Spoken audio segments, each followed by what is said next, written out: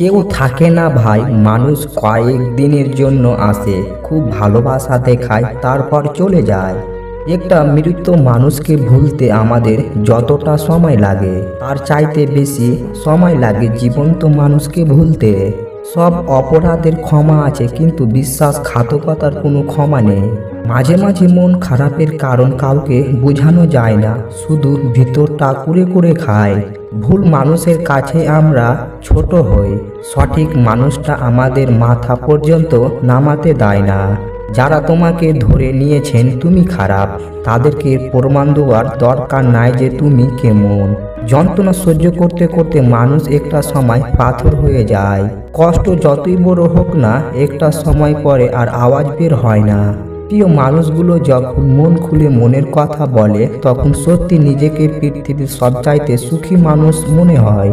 আমরা এমন একটা জেনারেশনে আছি যেখানে সম্পর্ক মূল্য নেই, আবেগ নেই, অনুভূতির দাম নেই, বিশ্বাসের মর্যাদা নেই, কথা দিয়ে কথা রাখার কোনো প্রচেষ্টা নেই, সব ইনকো। আমাদের জীবনে সবাই থাকার পরেও, সব কিছু থাকার পরেও দিন শেষে একটা নির্দিষ্ট মানুষের অভাব। আমরা কি ভীষণভাবে অনুভব করি, মনে হয় কেউ আমাদের সাথে না থাকুক, অত্যন্ত আমাদের পাশে সে থাকুক, দূরে থেকেও খোঁজ নেক, যত্ন করুক, আগলে রাখুক।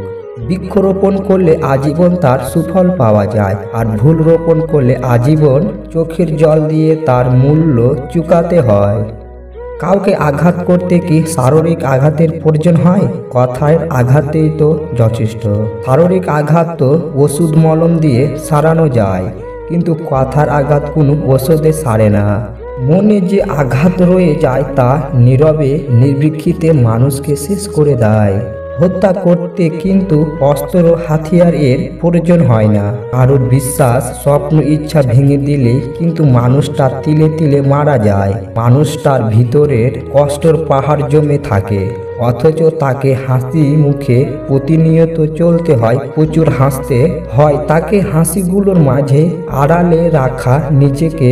দিন শেষে রাতের আধারে সে বড্ড ক্লান্ত হয়ে যায়।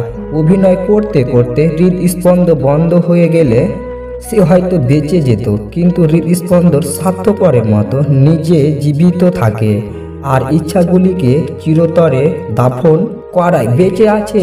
এই তো অনেক, এই ব্যাখ্যায় তার কাছে চরম বাস্তবতা। কষ্ট পেতে পেতে, খারাপ সময় দেখতে দেখতে আমরা একটা সময় অভ্যস্ত হয়েই পড়ি। খারাপ সময় নিয়ে ভাবি না, কেউ ছেড়ে গেলেও আর কষ্ট লাগে না, কেউ ইগনোর করা শুরু করলেও পাত্তা দিই না, মুড নিয়ে নিজের মতো থাকা শিখে যায়। এই খারাপ সময়গুলো প্রচুর কষ্ট দিলেও ওই খারাপ সময়গুলোর আমাদের মানুষ চিনিয়েছেন, স্ট্যান্ড করে তুলেছেন। তাই খারাপ সময়ের প্রতি বিক্ষত না জানায়। আশেপাশে থেকে অনেকজন অনেক কথাই বলতে পারে, কিন্তু যার যার অবস্থায়, যার যার পরিস্থিতিটা কেবলমাত্র সেই ছাড়া কেউ বুঝে না। ওই যে বলে না, যার মাথা তার ব্যথা। রব বলেন, অবশ্যই তুমি পাবে যা তোমার থেকে চলে গেছে, তার চেয়েও উত্তম।